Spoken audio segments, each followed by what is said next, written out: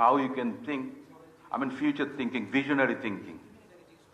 The Department of Primary Education was introduced, and at the same time, the Women Affairs Department was introduced during late President Ziaur Rahman in 1977. In 2002, Begum Khaleda Ji introduced up to higher secondary, education is free for female members, the girl students. So that was what BNP has been trying to do. Now why we are advocating, unless and until a democratic government is in force, no one is accountable. This government, interim government or caretaker government, no matter what, and even someone is elected in the name of democracy, they are not accountable for the people.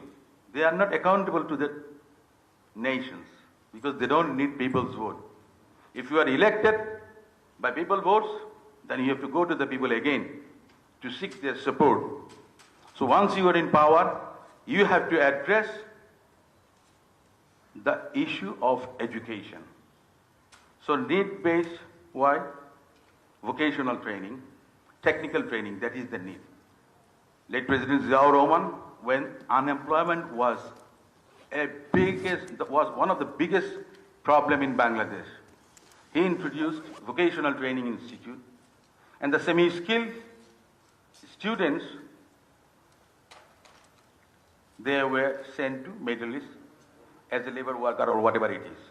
They earn foreign currency, they contributed towards the economy of the country. But now the time is changed. We need to have expertise in different various fields. Technology, IT sector, so many sectors. That is why I think the unified education system completely depends on the mentality of a democratic government. I again thank you all, our members from the electronics and print media. I thank you all, our guests, our discussions. I think their speech will enhance, will enlighten us. I thank you again. Good morning.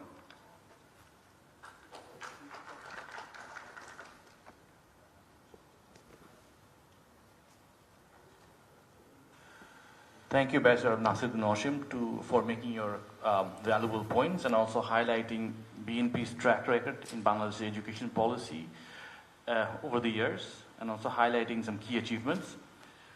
I would like to now invite Dr. Abdullah Al-Mamun, Chairman, Democracy Dias Bangladesh and faculty member, University of Dhaka, to say something valuable for us. Thank you. Perhaps the immense challenge would be saying something valuable in front of this very esteemed audience. Organizers, a guest in the stage, and very esteemed audience, representative of press, and of course a very significant presence of the diplomatic enclave. A very good morning and Assalamu Alaikum. The title of today's event, if I correctly can summarize, the democracy as the foundation of new need and knowledge-based education.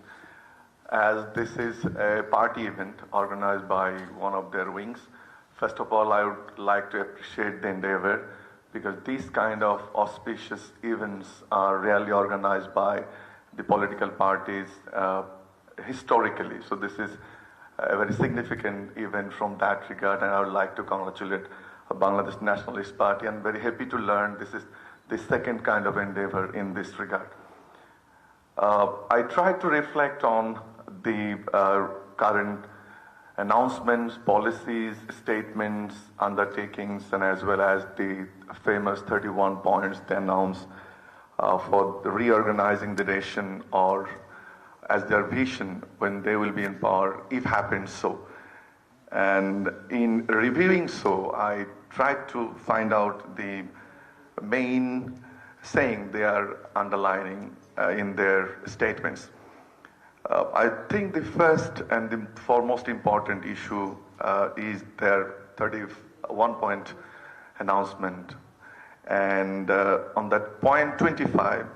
they have categorized that they would like to reorganize the education system regardless of primary and higher education with two mottos, in fact. First one is the need-based education, and second one is the knowledge-based education. And in doing so, it revealed from their statements and political speeches from the top to bottom, particularly from the acting chair, that they would like to increase the education budget from around 1.7% to 5%. That 1.7%, perhaps most of you know that the lowest in South Asia and lowest again among the LDCs. So this is a remarkable announcement, and I would like to request you, particularly the diplomatic representative, to serious note of it.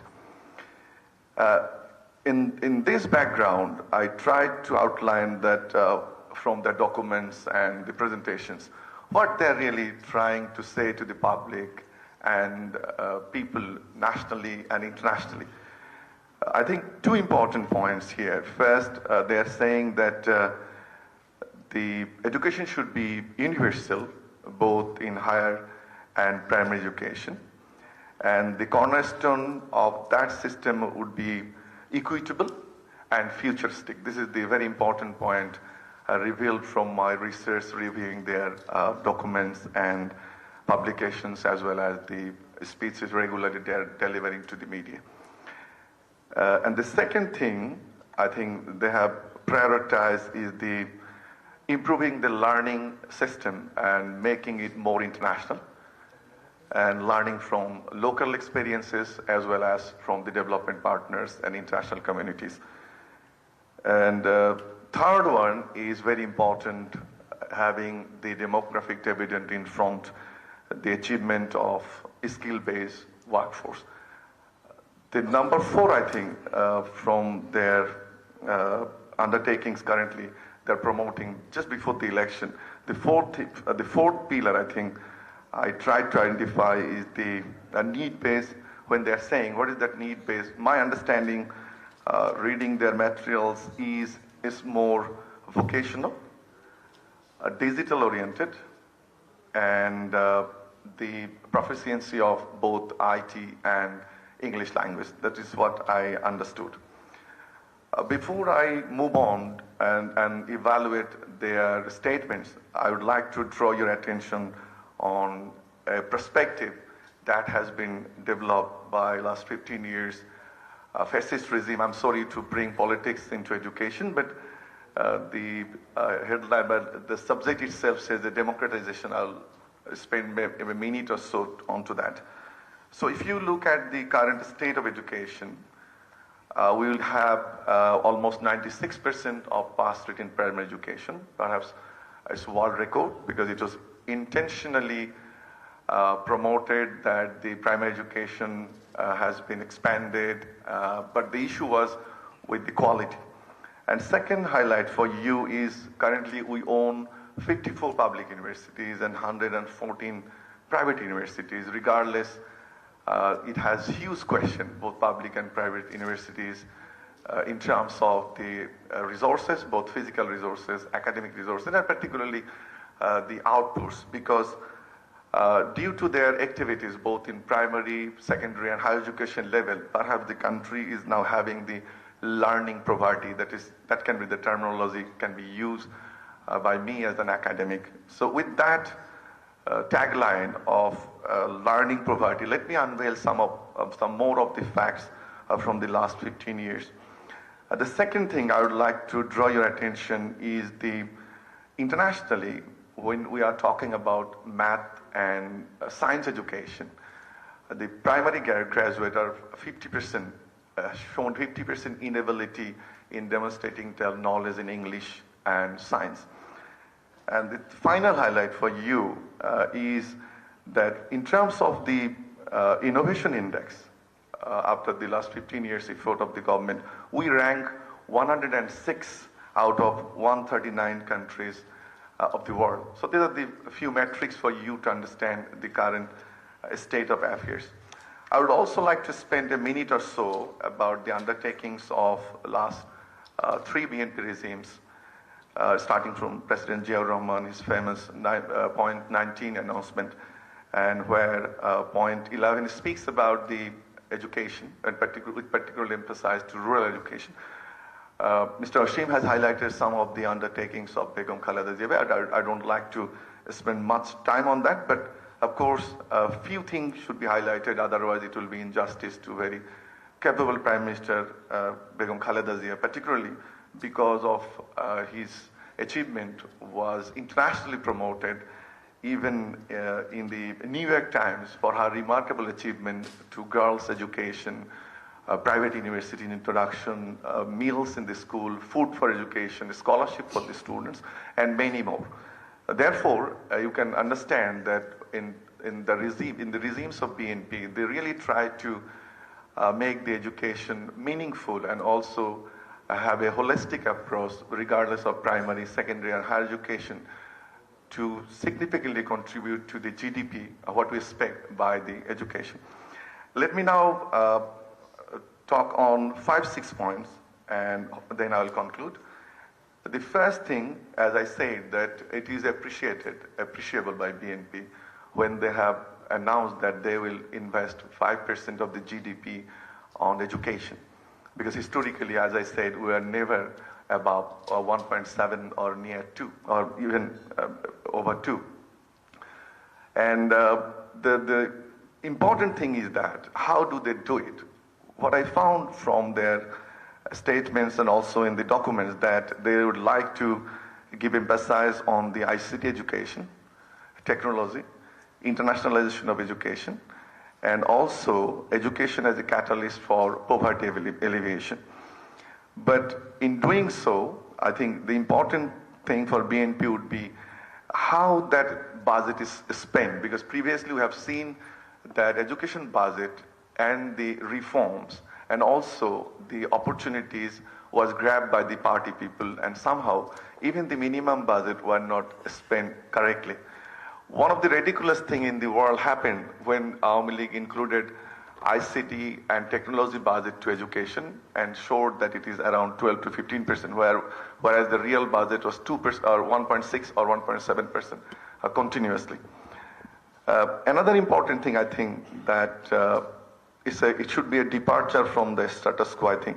And what is needed to be done is what Mr. Hashim has said, that salary of the teachers are very poor. And most of the budget invested for the education, in fact, it was for the regular salary, staffing, and little infrastructure development. But significant budget should go to the curriculum development, to the salary, and particularly for the whole renovation of the education, bringing digitalization. And in doing so, I think the most important thing should be, how do you have the accountability mechanism in place, whereas you can show and demonstrate or tell the people that this is the budget we are going to spend, but what would be the accountability mechanism for that? The second issue I think is important, is that when we are talking about, it's a huge disconnect between the Bangladesh national education system and international as well. We are very poor in terms of our curriculum. In relation to the ranking of our primary, secondary, and higher education grades, we are almost half of the equivalence. For example, currently our 12th grade is evaluated as grade 5, grade 6, and our 5th grade is evaluated as class 2 grade internationally.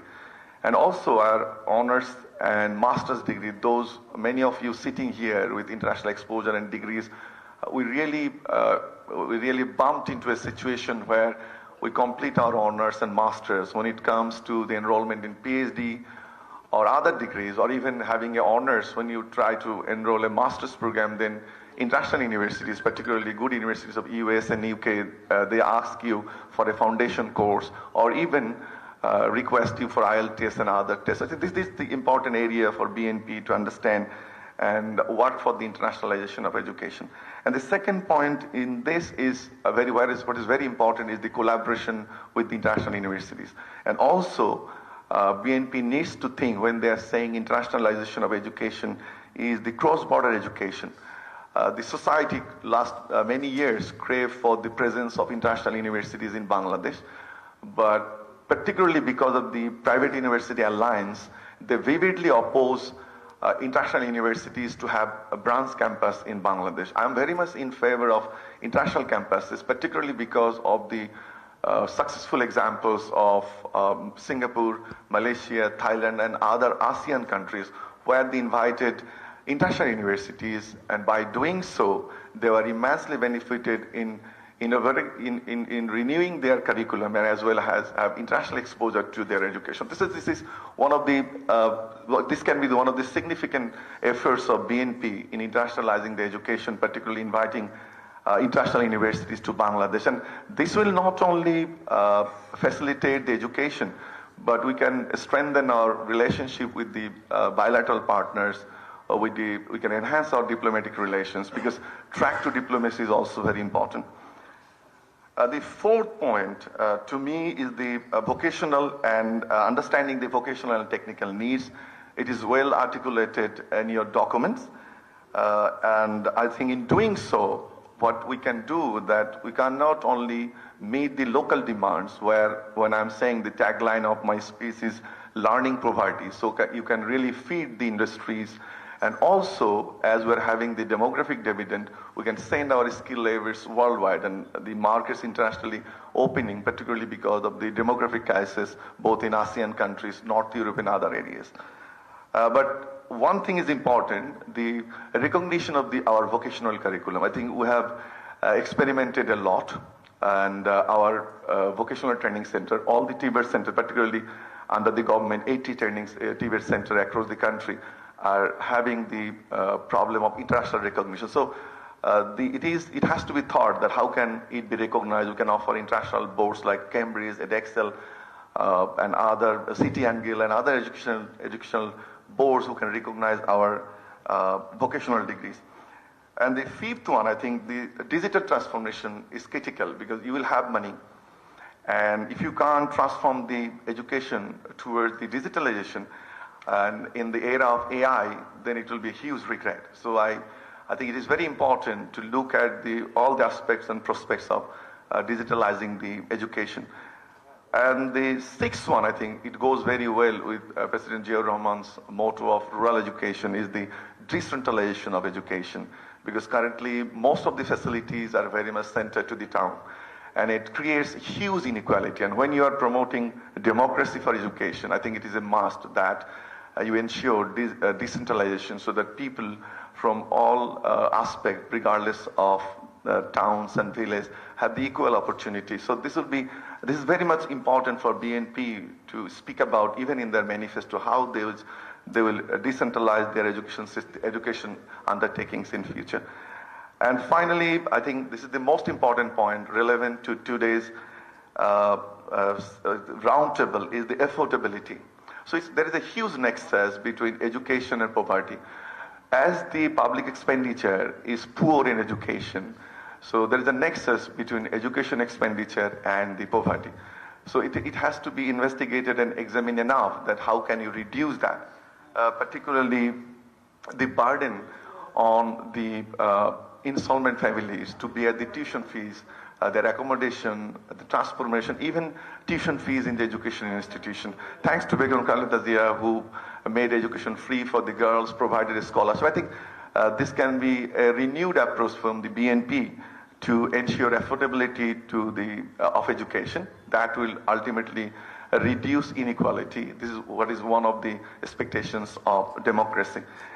And finally, I think whatever you do, one of the issues that we encountered in the last 15 years is the question of accountability, transparency, and of course, your commitment to the people. That would be the most crucial question. What we don't expect, that when BNP comes into power and having the 5% expenditure, that will definitely improve the overall environment of the education. But the most important thing would be how would you spend every penny, and what would be your accountability mechanism. And in saying so, I think it is very important that you have National Education Evaluation Authority, that will not only keep the record, it should track the outcomes. And what we say in economics that development result management, or there should be a framework to evaluate the results or evaluate the impact or evaluate the money, the impact of the money you spend for the education. Therefore, the recommendation would be to have a national education authority that would track the outcome regularly, audit the budget and expenditure, and also measure every impact of the money we spend. Finally, I think in combining the increased budget and also a forward-looking education agenda, Bangladesh Nationalist Party can really fundamentally reshape the approach of human development that I strongly believe. And the potential benefit are immense, of course, and the better education population will not only contribute to higher economic productivity, of course, and innovation, but also help build a more inclusive and democratic society. And we should not forget that quality education promotes gender inequality, gender equity, reduce poverty, and empowers citizens to participate meaningfully in public life and democratically. Thank you.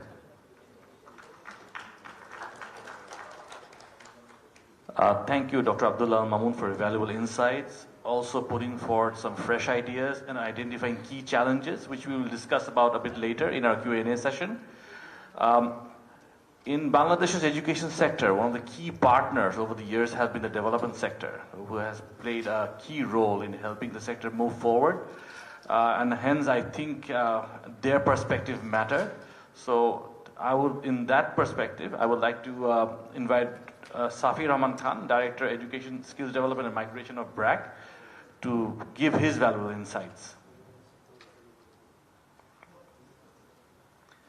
Good morning. Thank you for this opportunity. Distinguished guests, friends of the media, and the organizers. Again, I'm not sure if I will be, like my previous speaker, providing a lot of valuable insights, but you're putting a lot of pressure on us, Israfil. But I'll give some experience based on BRAC's almost 40 years of work, primarily in non-formal education and in the primary sector. There's a number of issues that's been touched upon and that we all know.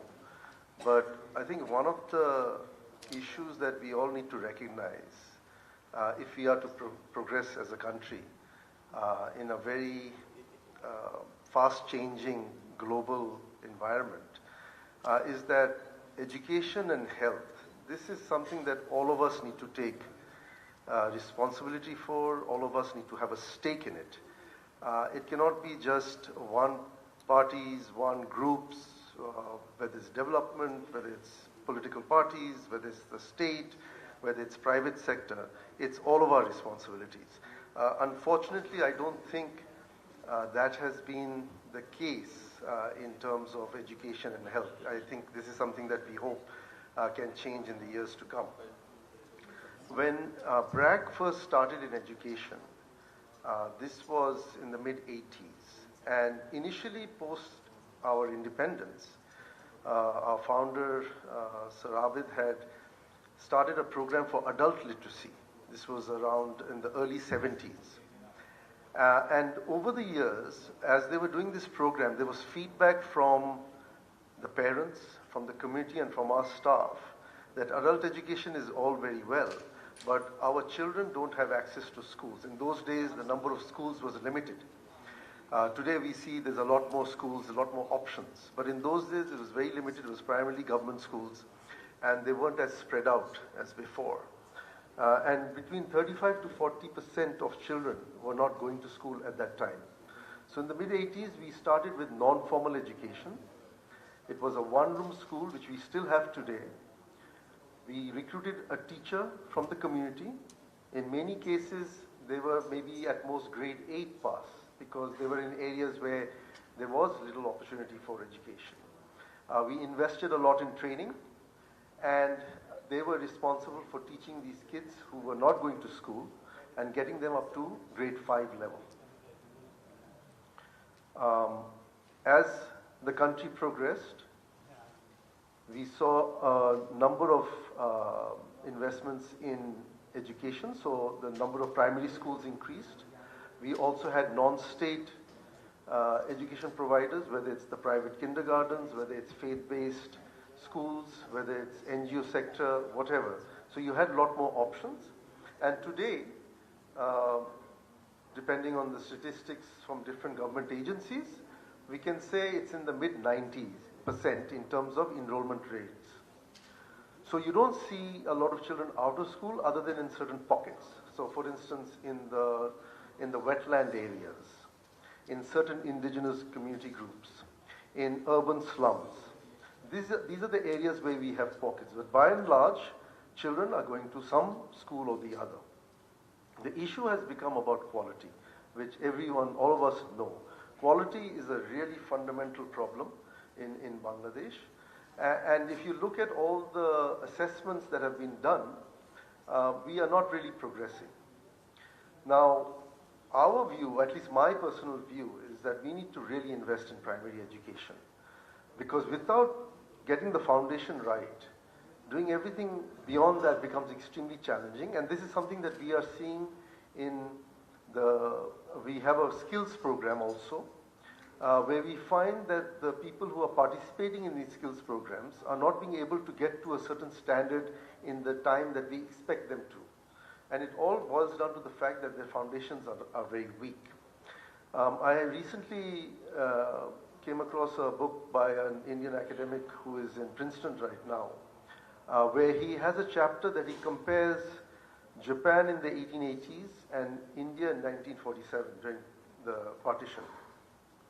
And his assertion is that both countries were very similar sort of situations at that time, but Japan invested heavily in quality primary and quality healthcare, whereas India at that time started to look at sort of tertiary education, so the IITs, the IIMs, heavy industry and so forth.